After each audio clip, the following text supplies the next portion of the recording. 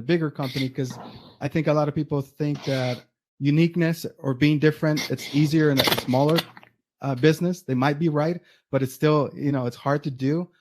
But that's an excellent example as far as a big company. Have you seen it in any, because I know you work with a lot of big companies. Have you seen it anywhere else put into place, like as far as an example, other than Microsoft? It's everywhere. If a company is big, they got that way by being different.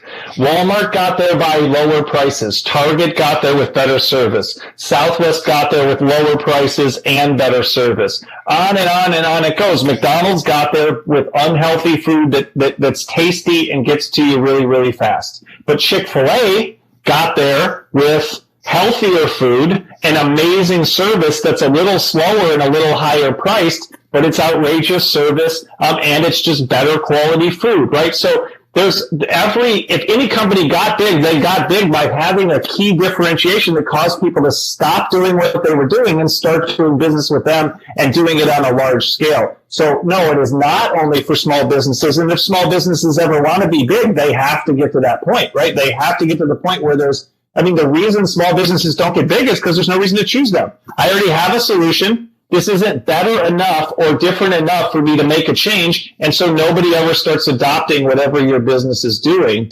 And so, those are the things you have to have for your business if your business is going to get big. But to your point, as a small business, you also have a tremendous amount of control to experiment, try new things. You don't have to ask a lot of permission. You can see what works and build on what's successful, those kinds of things. But yeah, it happens in big and small businesses. There's a story in Pink Goldfish about a company called Big Ass Fans. They used to be called High Velocity, Low Speed Fans, and nobody cared. But people kept calling them Big Ass Fans, and finally the company started a promotion where it just started with a postcard. It was an experiment, and they sent it out and asked, do you want to buy some Big Ass Fans? And the response was just outrageous to the point they changed their entire business. They changed their entire name. They changed all their marketing. And they're unapologetic about having ass in the name of a business-to-business company that's based on engineering and science, but that's not what got people's attention, right? And so it turns a lot of people off, but it turns a lot of people on, and that's why they went with it. So small businesses have the opportunity to experiment in a way, but so do big businesses, because they have their cash cow and they can spin something off and try something out. But big businesses never ended up big if they didn't have something unique in the first place. We just forget about it because it feels normal. Like, McDonald's is pretty normal. They're the leader. Yeah, but they got there by being if you watch the movie, you never went to a restaurant before McDonald's and they just handed you your food like in a bag and with no utensils, no fork, no knife, no place to sit.